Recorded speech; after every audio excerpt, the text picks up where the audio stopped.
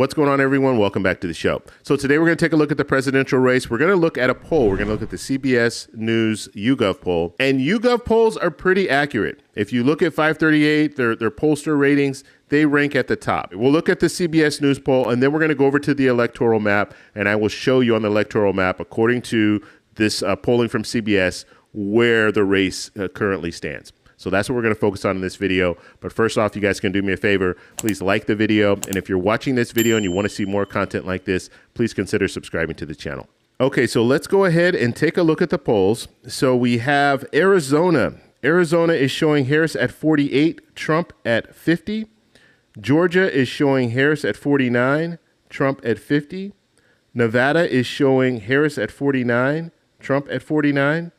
North Carolina is showing Harris at 48 and Trump at 50.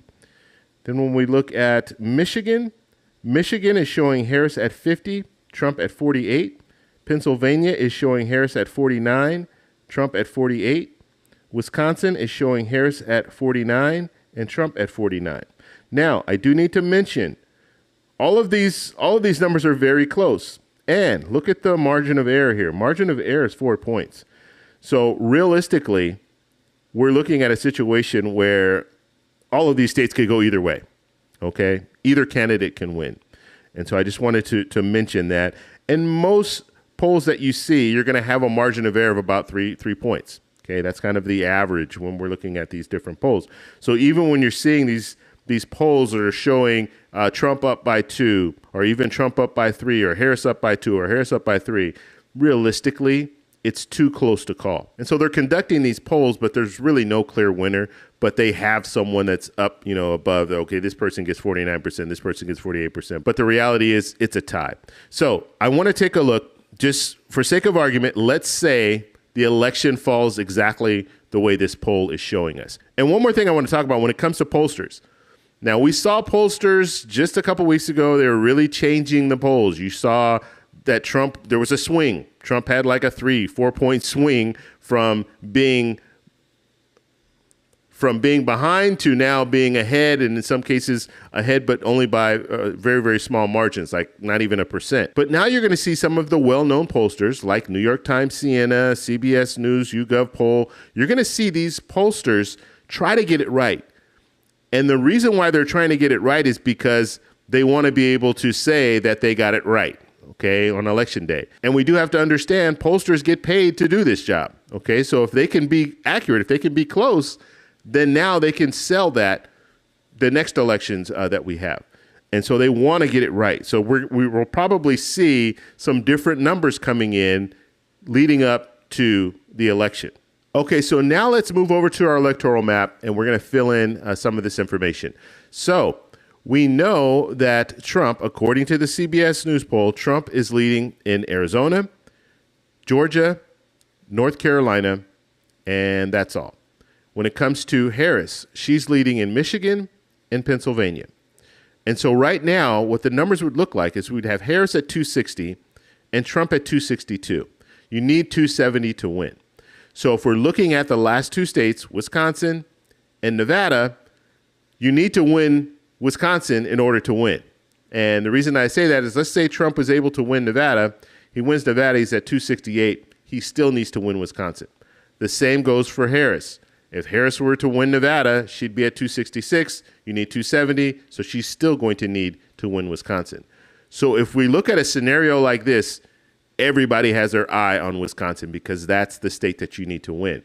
Now, when it comes to Wisconsin, the advantage that Harris has, if she can win Michigan and Pennsylvania, usually the blue wall, they vote in a block. They vote together. And so if you can win Pennsylvania and win Michigan, most likely you're going to also be able to win Wisconsin. So if she wins Wisconsin, that's the blue wall there. She'll have 270 and she'll win. And so that's the scenario. Now, when it comes to Trump, obviously he'd need to win Wisconsin. But since we have that blue wall that's been formed, the advantage is not to him. Now, he could still win Wisconsin, but Harris would have the advantage of this situation. But if he were able to win Wisconsin, he would have 272, and then he would win. And so that's the scenario that we're looking at when it comes to the CBS News poll.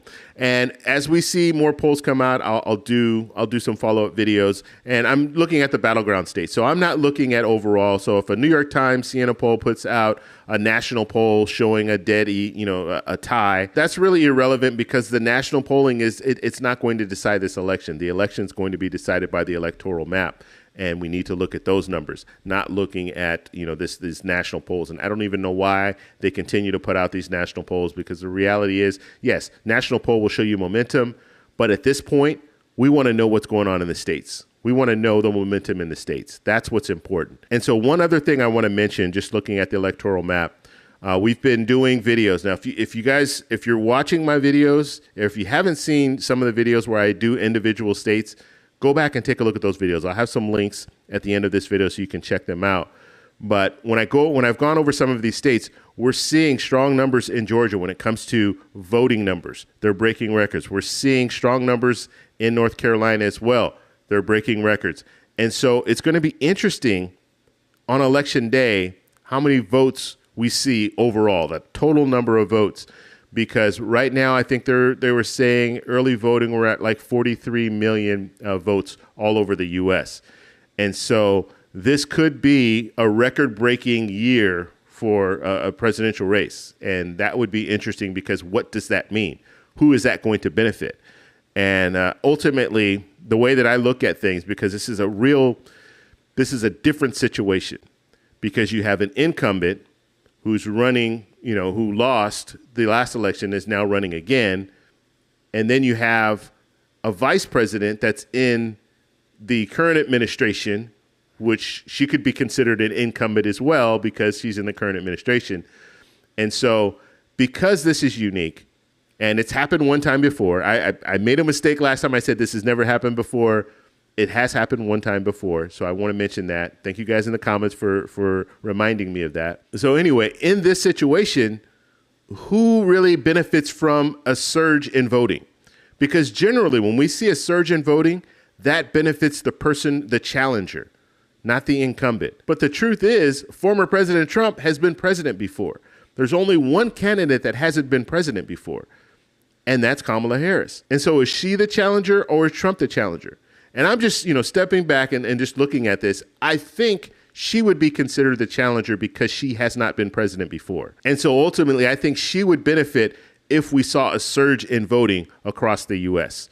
Whereas Trump, everybody knows Trump. He's been president before. They know what to expect. And so if we're seeing a surge, that surge usually goes to that challenger, that person who hasn't been president before. And people are interested and they're thinking, you know what, let's vote for this person because I think they would make a better president than a person who's been president before. So hopefully that makes sense. But I want to know what you guys think. So let me know in the comments below. If you like this video, please give me a thumbs up. And remember, polls don't vote, people do. So make sure you get out and vote.